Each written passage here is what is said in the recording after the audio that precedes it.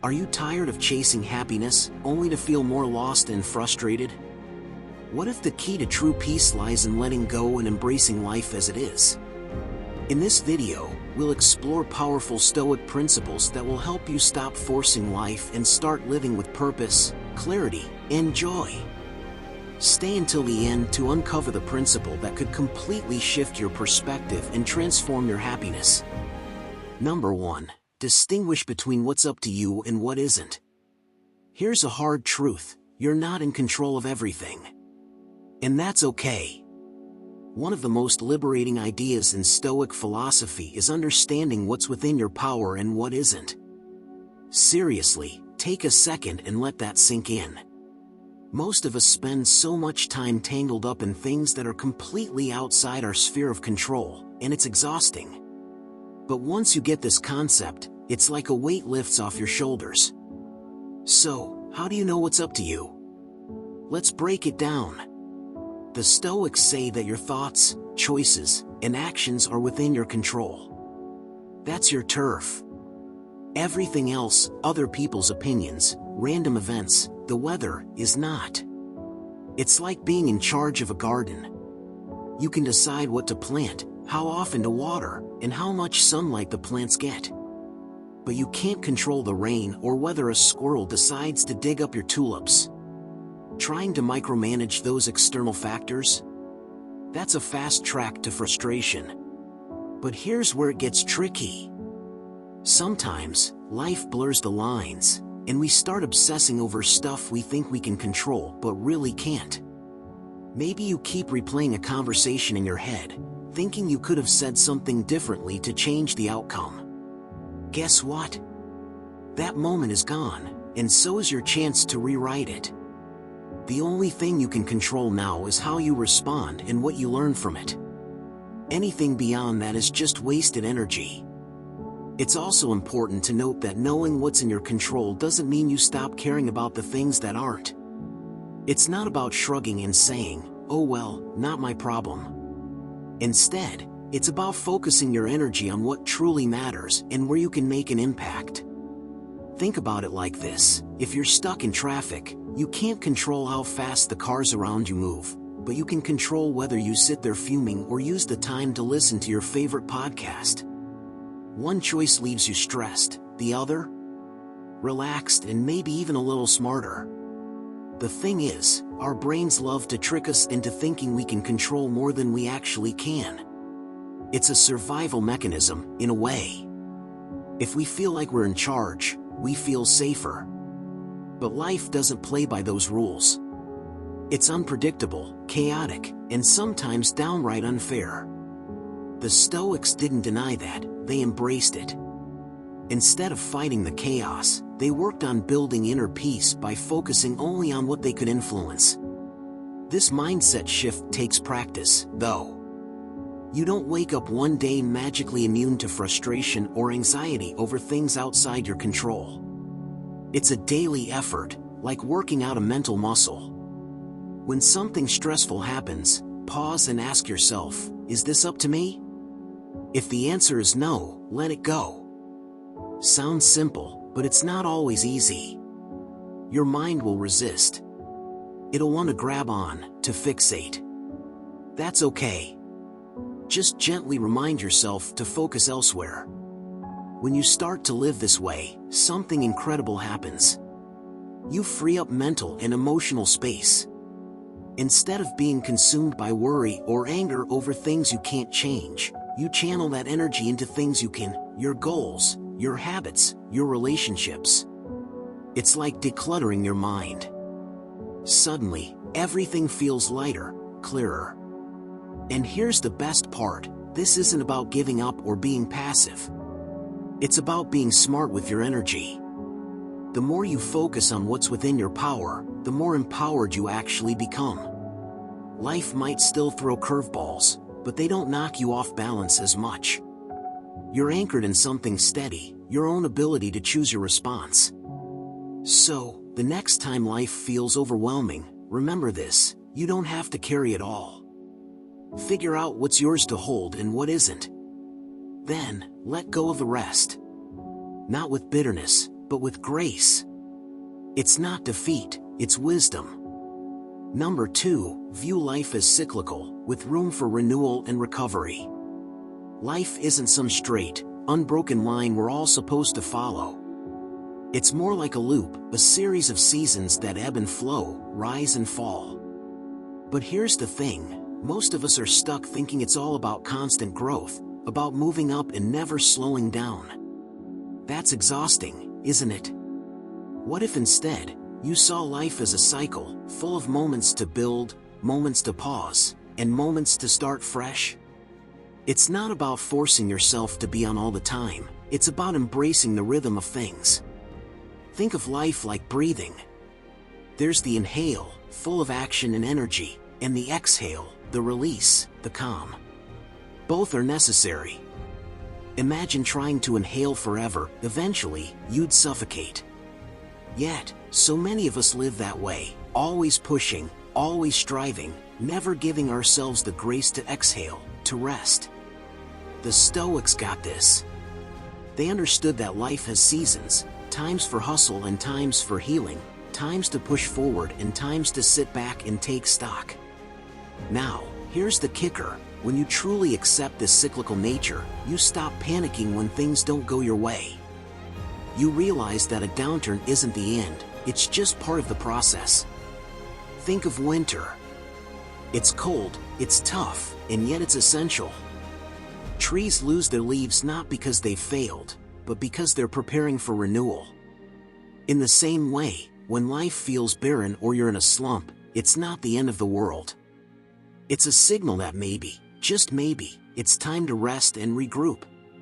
But we fight this, don't we? We resist the quiet moments, the pauses, the slow periods. We tell ourselves we should be doing more, achieving more, proving more. And in doing so, we miss out on the beauty of renewal.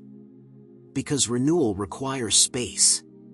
It needs you to let go of what's not serving you, to shed the old so the new can grow. That's hard to do when you're gripping life so tightly, trying to force it into some linear progression. When you start seeing life as a cycle, you also get better at riding out the tough times. Because here's the thing, bad moments don't last forever. They can't. Just like summer eventually fades into autumn, the challenges you're facing will shift too. But you've got to let them. You've got to trust the process. That's not to say you sit back and do nothing, but rather, you act with the understanding that not everything is in your control, and that's okay.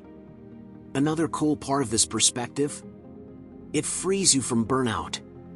If you know a winter in your life is just around the corner, you give yourself permission to slow down before you crash. You stop beating yourself up for needing rest because rest is part of the cycle. It's not weakness. It's wisdom. And when spring comes again, and you'll be ready to bloom, refreshed and renewed. This cyclical view also helps with perspective. When you're in a tough spot, you can step back and remind yourself, this is just one part of the journey. It doesn't define you. You're not stuck here forever. And when things are good, you learn to savor them without clinging too tightly, knowing that change is inevitable, but that's not something to fear, it's what keeps life dynamic and alive. So, what does all this mean for you? It means letting go of the pressure to always have it together. It means trusting that even in the hardest moments, there's a purpose, a rhythm, a flow. And it means giving yourself permission to rest, to recover, to let life come full circle. Because when you stop fighting the natural cycles, you stop forcing life, and that's where true happiness begins. Number 3, embrace the present moment. It's funny how life always seems to be happening somewhere else, doesn't it? Either in the hazy mist of what's already passed or the endless what-ifs of what's to come. But the Stoics had this incredible knack for stripping away all that noise, cutting through the mental chatter, and saying, hey, the only thing that's real is right now. Why not give it your full attention? Think about it. The present moment is the only thing you truly have. The past? Gone. The future? Just a guess, really. But this very second? This inhale, this exhale, it's yours, completely and utterly. And yet, so often, we let it slip by unnoticed, chasing after ghosts or worrying about shadows. The Stoics weren't about letting life slip through their fingers. They believed in grounding yourself here and now, fully experiencing what's in front of you without judgment or unnecessary attachment. And no, it's not about ignoring your goals or abandoning your ambitions. It's about realizing that all those dreams are built in the now, one moment at a time. Life isn't happening later, it's unfolding in real time. Now, here's the kicker: embracing the present doesn't mean forcing yourself to love every second. Let's be real, some moments suck. You can't sugarcoat that. But even in the not-so-great ones, there's value if you're willing to look. The Stoics taught that life is a mix of highs and lows, and resisting the lows only makes them hit harder. When you stop trying to dodge the bad and cling to the good, you free yourself to experience life as it is, raw, unfiltered, and real. Here's a thought experiment for you. How often do you pause and just be? Not scroll through your phone, not plan your next move, not replay old conversations in your head, just exist? It sounds simple, but it's deceptively hard. We've gotten so used to multitasking and overthinking that just sitting quietly can feel almost rebellious. Yet, in those quiet, undistracted moments, you'll find something incredible: clarity. You might even notice things you've overlooked: a faint breeze, the way sunlight dances on a surface, or the sheer rhythm of your breath. Being present also means letting go of the need to control everything. And boy, isn't that a tough one? We all want life to go according to plan, but newsflash, it rarely does. The Stoics knew that clinging to control is like trying to hold water in your hands. It's futile and exhausting. Instead, they urged us to flow with life, to meet it as it comes, with grace and acceptance. You don't have to like it, but you can choose not to resist it. That's where your power lies. And let's talk about distractions, those sneaky little thieves of the present. Every ping from your phone, every random worry that pops into your head, they pull you away from the now. The Stoics might not have had smartphones, but they understood distractions well. They believed in simplifying life, in cutting out the unnecessary to make room for what truly matters. If something doesn't serve your growth or bring you peace, why give it your energy? But don't beat yourself up if being present doesn't come naturally at first. It's a practice, not a one-and-done deal. Start small. Next time you're eating, actually taste your food. When you're talking to someone, really listen. Notice how your body feels, how the air smells, how your thoughts wander. It's in these tiny acts of mindfulness that you start to reclaim the moment. The present isn't flashy.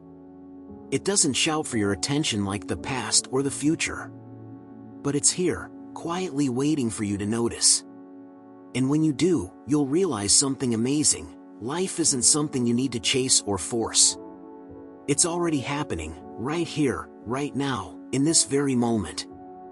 Number 4, strive for clear judgment and true understanding. Life is noisy. Our minds? Even noisier. Thoughts buzz around like flies, dragging in assumptions, fears, and half-baked conclusions.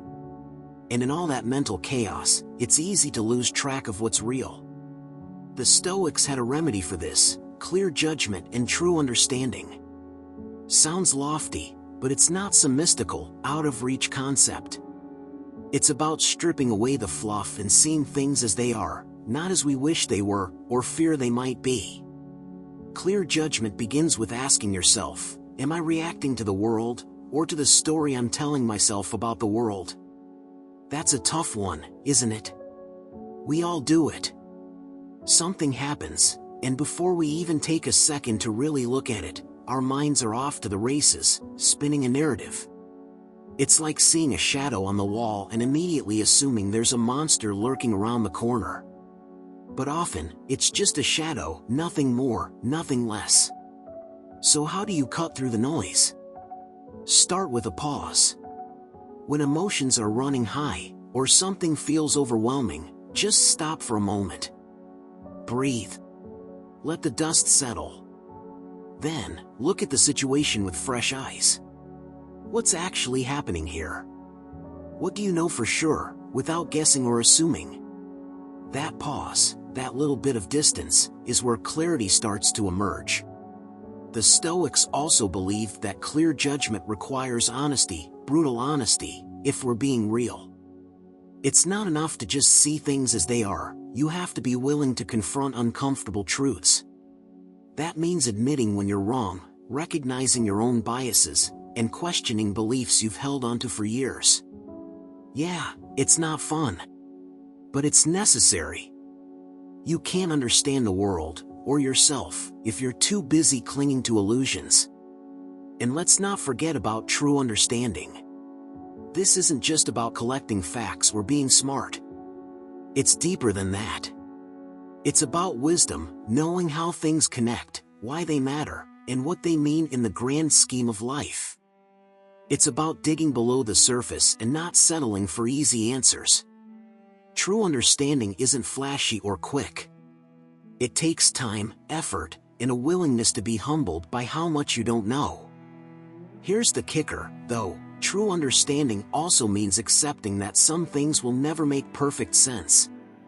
Life is messy, unpredictable, and sometimes downright weird. You're not going to figure it all out, and that's okay. The Stoics didn't aim for certainty, they aimed for perspective. They knew that clear judgment and true understanding are about seeing enough to navigate wisely, not seeing everything. And let's talk about how this ties into happiness. When your judgment is clouded by emotions, biases, or false assumptions, you suffer. You make decisions that don't serve you, react to things that don't matter, and get stuck in mental loops that drain your energy. But when you strive for clarity and understanding, something shifts. You become less reactive, more grounded. You stop getting yanked around by every little thing. Instead, you act with intention and purpose. It's worth mentioning that this isn't about becoming a robot, devoid of emotions. The Stoics weren't anti-feeling. They just believed that emotions shouldn't drive the bus. Clear judgment means recognizing your emotions, acknowledging them, and then deciding what to do with them.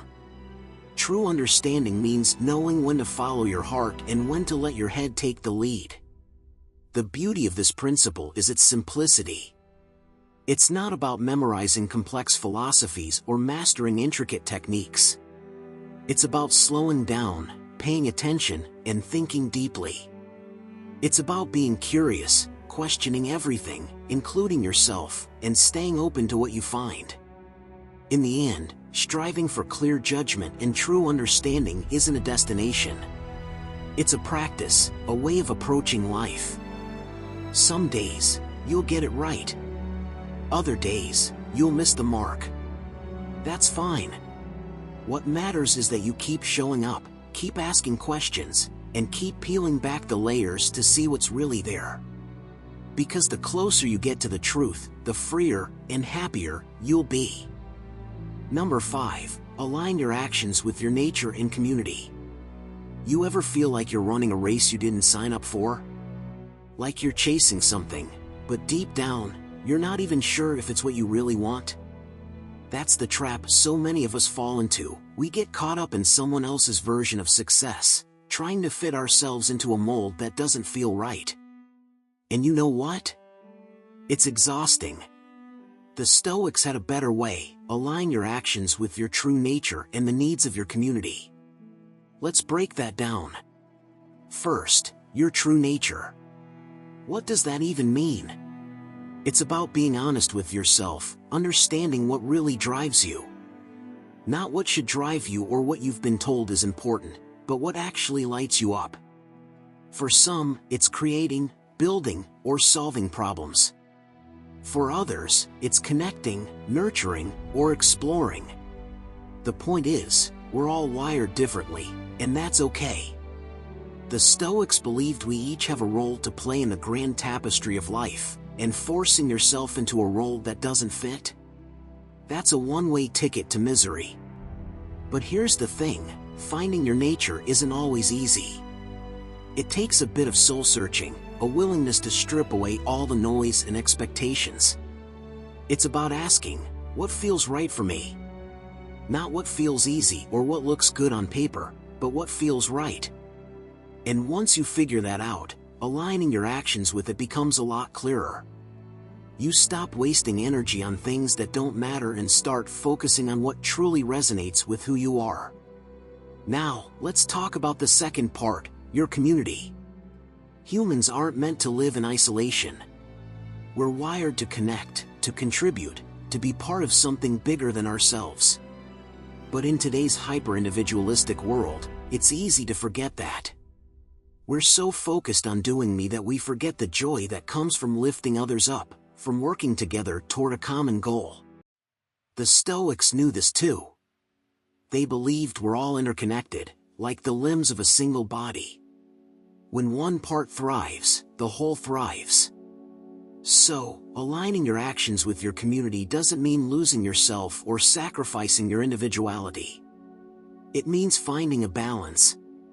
It's about asking, how can I use my strengths, my nature, to contribute to the world around me? Maybe it's through your work, your relationships, or even the small, everyday choices you make. It's not about grand gestures, it's about showing up in a way that feels authentic and meaningful. And here's where it all comes together. When you align your actions with both your nature and your community, something magical happens. You feel a sense of purpose, a sense of flow. You're no longer fighting against the current because you're moving in a way that feels natural, that feels right. Life stops feeling like a series of disconnected tasks and starts feeling like a cohesive story, one where you play a part that's uniquely yours. Of course, this doesn't mean it'll always be easy. There will be times when the pull of external pressures is strong, when you're tempted to stray from your path. That's normal. The key is to come back to yourself, to remember why you're doing what you're doing and who you're doing it for. And when you do, you'll find that life has a way of falling into place, not because you're forcing it, but because you're in harmony with it. So, stop chasing someone else's dream. Stop trying to force yourself into roles that don't fit. Instead, take a step back. Listen to yourself. Look around. And ask, how can I live in a way that honors who I am and uplifts the people around me? Because when you do that, when you align your actions with your nature and your community, you'll discover a kind of happiness that no amount of forcing could ever bring. Number 6. View life as cyclical, with room for renewal and recovery. Life isn't a straight line. It's not this endless, predictable march from point A to point B. No, life is messy, twisting, turning, and looping back on itself. It's a cycle, a series of ebbs and flows, ups and downs, beginnings and endings. The Stoics knew this well, and they embraced it with open arms. They saw life's cyclical nature not as something to resist, but as something to understand, accept, and even celebrate. Think of it this way, the natural world is built on cycles. Day turns to night, seasons shift, tides rise and fall. Nothing in nature stays static. It's all movement, change, renewal. And guess what? You're no different. Your life moves in cycles too, times of growth, times of rest, moments of clarity, stretches of confusion. It's not a flaw in the system, it is the system. Here's the thing, when you try to force life to be linear, it's like swimming against the current. Exhausting, frustrating, and ultimately pointless. You end up fighting against the natural rhythm of things, and for what? To feel in control? To stick to some self-imposed timeline?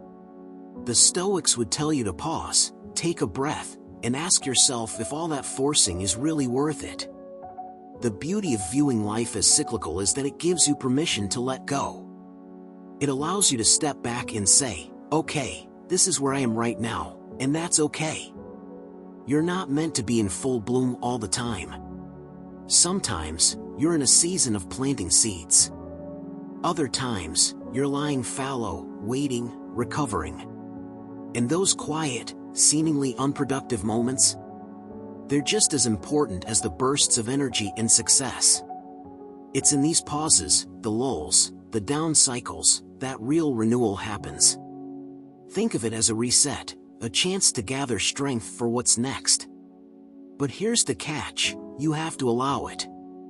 You can't beat yourself up for not being on all the time. The Stoics believed in self-compassion, in understanding that rest and recovery are not weaknesses. They're necessities. Cycles also teach you that nothing lasts forever, not the good, not the bad. When you're riding high, it's easy to feel invincible, like the good times will never end. But the Stoics remind us to stay grounded, to remember that life's wheel keeps turning. Conversely, when you're in the thick of a tough time, it can feel endless, like the light will never come back. But it does. It always does. The Stoics would nod knowingly and say, "This too shall pass." There's a quiet power in accepting life's cyclical nature. It frees you from the pressure to constantly chase happiness or avoid pain. Instead, you start to see both as part of the same flow, two sides of the same coin. Joy and sorrow, success and failure, they all feed into each other, creating a richer, fuller experience of life. This perspective also brings a kind of patience. When you know life moves in cycles, you stop rushing. You stop forcing things to happen before their time. You start to trust the process, to let things unfold at their own pace. It's not about being passive or giving up, it's about working with life, not against it. And here's where it gets interesting. When you align yourself with life's cycles, you start to notice the rhythm of your own being. Your energy levels, your moods, your creativity, they all have their own patterns. Learning to honor these rhythms is one of the greatest gifts you can give yourself. It's a way of living that feels less like a struggle and more like a dance. So, instead of pushing for constant progress, take a step back. Observe where you are in your cycle. Are you in a season of growth, or are you in need of rest? Wherever you are, know that it's exactly where you're meant to be. Life isn't about forcing yourself to stay in one phase or another. It's about moving with the current, trusting that renewal and recovery are built into the design. And that, my friend, is where true happiness begins. Number 7, visualize potential setbacks to prepare mentally. Life's never a straight line, is it? You've got your plans all lined up, your goals crystal clear, and then, bam, something goes sideways.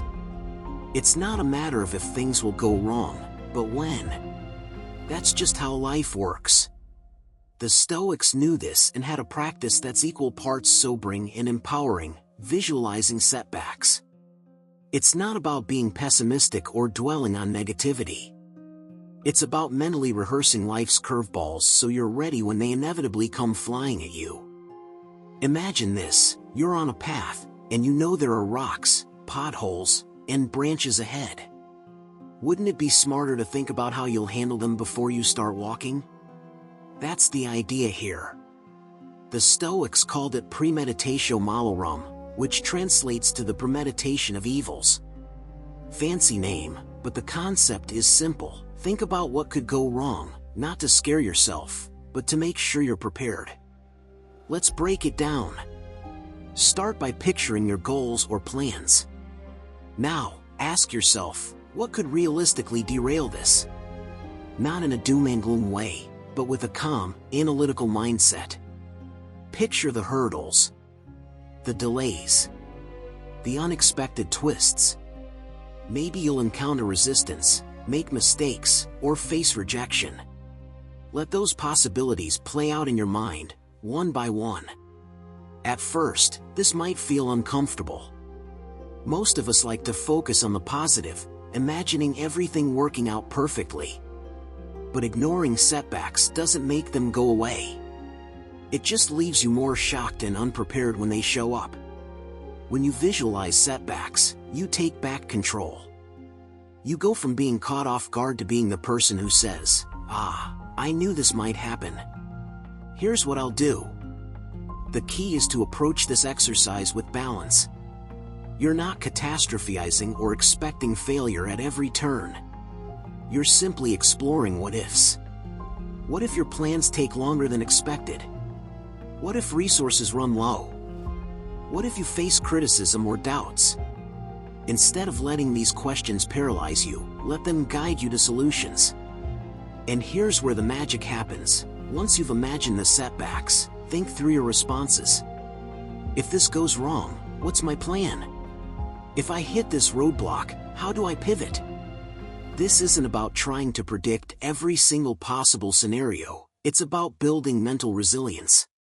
You're training your mind to stay steady, no matter what. Visualizing setbacks also helps take the sting out of failure. Think about it. When you expect life to be smooth sailing, every wave feels like a disaster. But when you've already prepared yourself for the possibility of choppy waters, you don't panic. You adjust your sails and keep moving forward. There's power in knowing that you're ready for whatever comes. This practice also shifts your mindset. Instead of seeing setbacks as bad or unfair, you start to view them as part of the journey. Challenges become less personal and more neutral, just things to navigate. It's like playing a game. You don't rage quit because an obstacle pops up, you figure out how to beat it. That's the energy Stoic visualization brings to real life. Another benefit? It calms you down. Weird, right? You'd think imagining problems would stress you out, but it actually does the opposite. When you've already considered the worst-case scenario, it stops looming over you. It's no longer this big, scary unknown.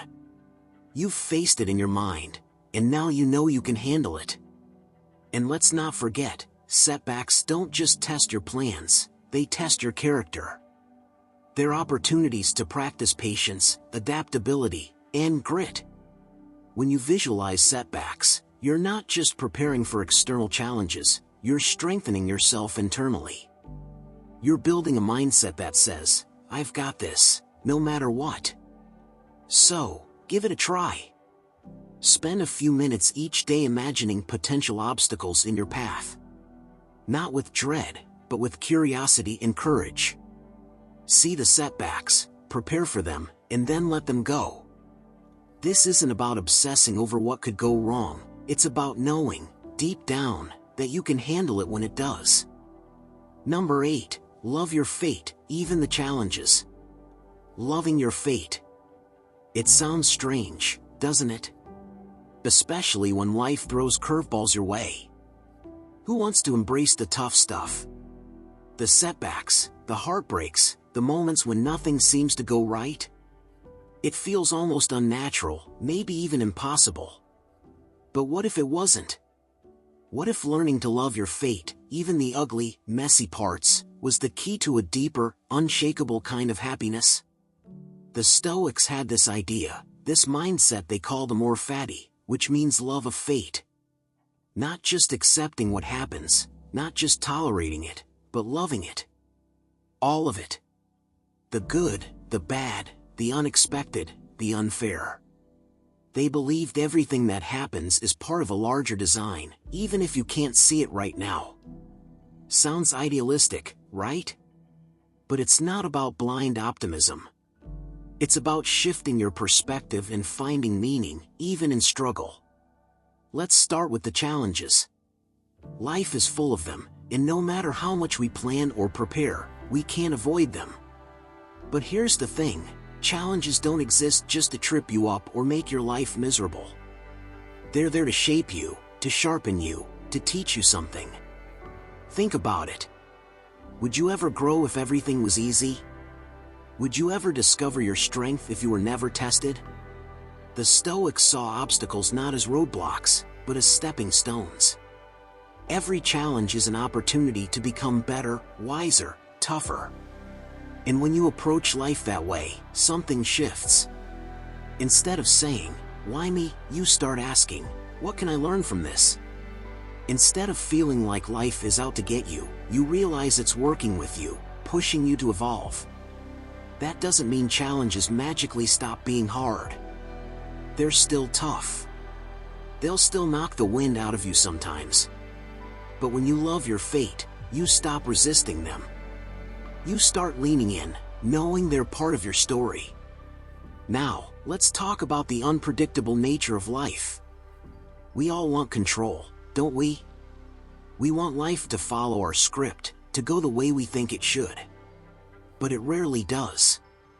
Plans fall apart. Expectations go unmet. It's frustrating, sure, but it's also reality. And fighting reality is like trying to swim upstream in a raging river. You'll exhaust yourself, and you'll never get anywhere. But when you love your fate, you let go of that struggle. You stop trying to control everything and start trusting that things are unfolding as they're meant to. That doesn't mean you stop trying or caring. It means you show up, you give your best, and you let the chips fall where they may. When you do that, you find a kind of freedom. You're no longer trapped by what you think should be happening. You're able to appreciate what is happening, even when it's not what you expected.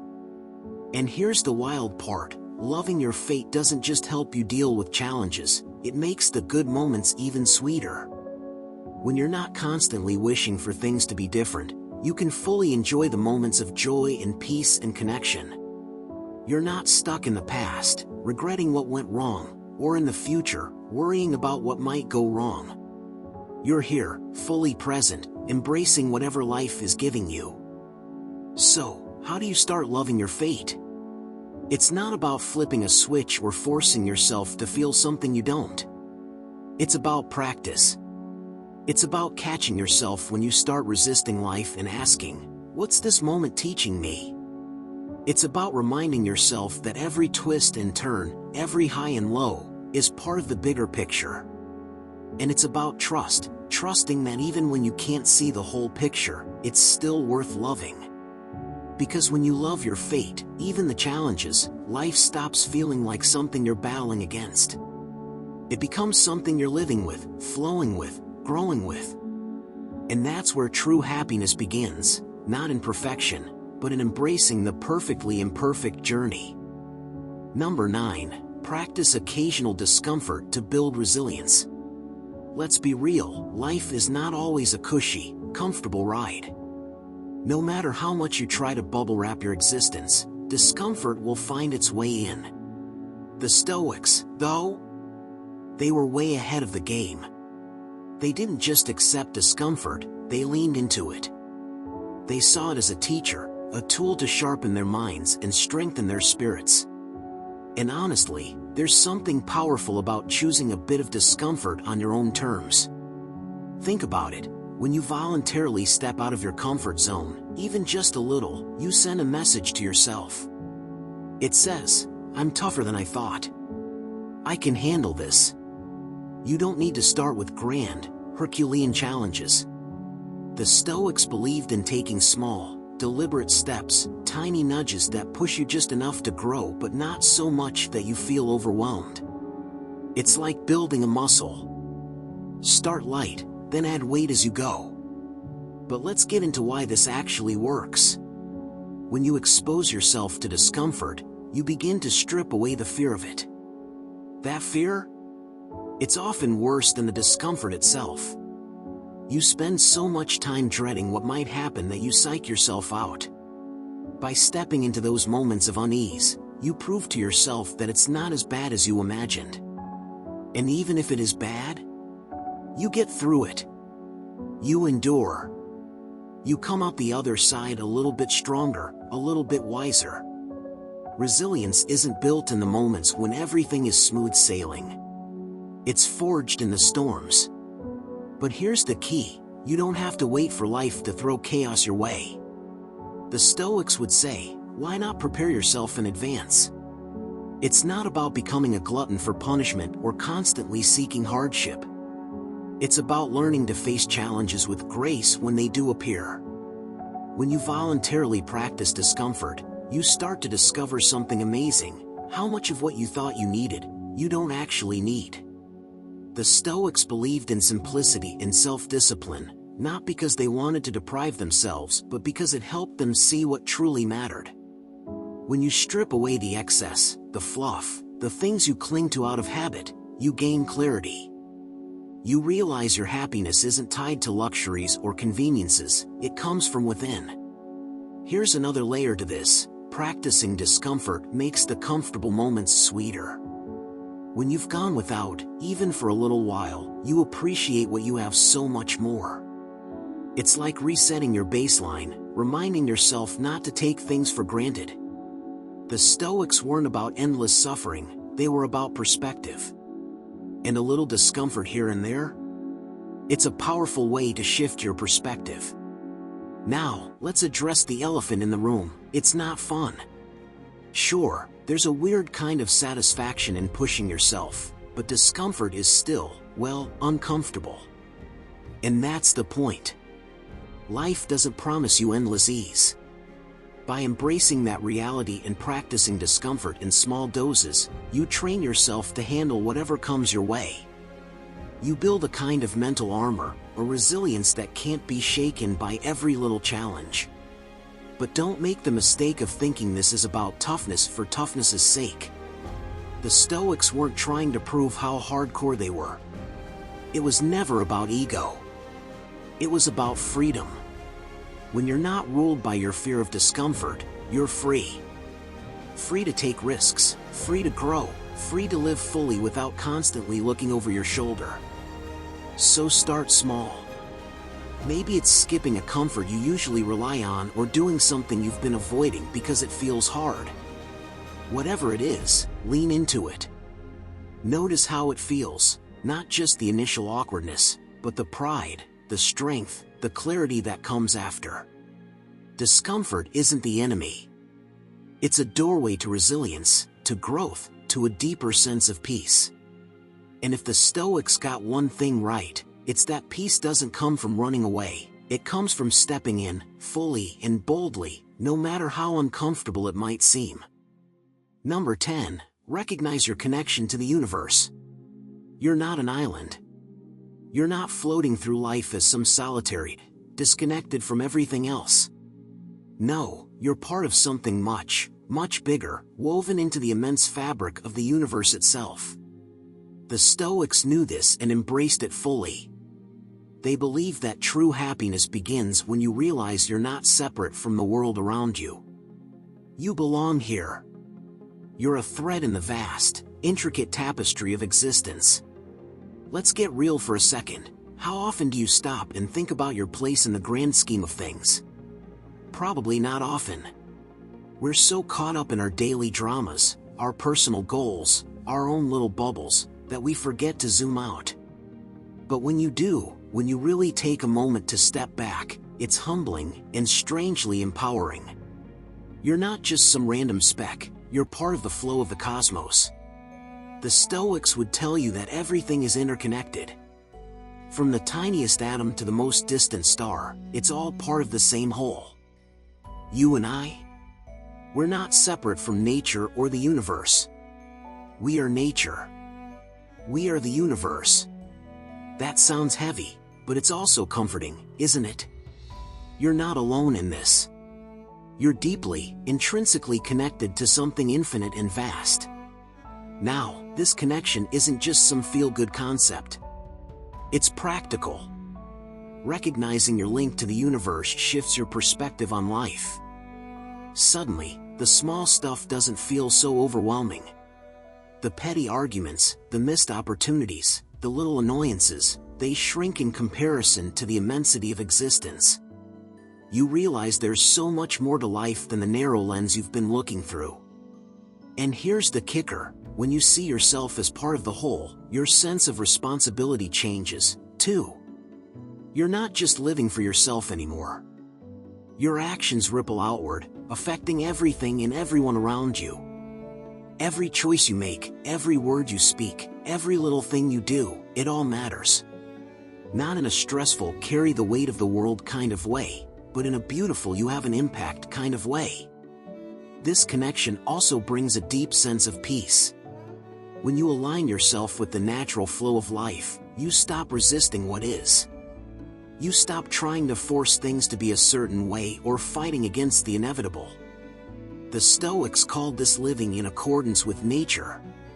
It's about accepting the cycles of life, the ups and downs, the changes and transitions. It's about recognizing that just as the seasons change, so does everything else, and that's okay. Think of it this way: the universe is like a massive symphony, and you're one of its instruments. You're not playing solo, you're part of a collective masterpiece. Sometimes, the music is loud and dramatic. Other times, it's soft and serene. Your job isn't to control the whole symphony, it's to play your part, to harmonize with the bigger picture. And when you do, something shifts inside you. You stop feeling so separate, so isolated.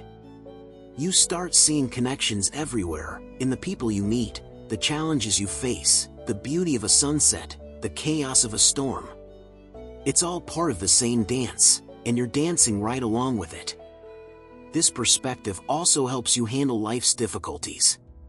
When things go wrong, it's easy to feel like the universe is out to get you. But when you recognize your connection to the whole, you realize that challenges aren't punishments, they're just part of the flow.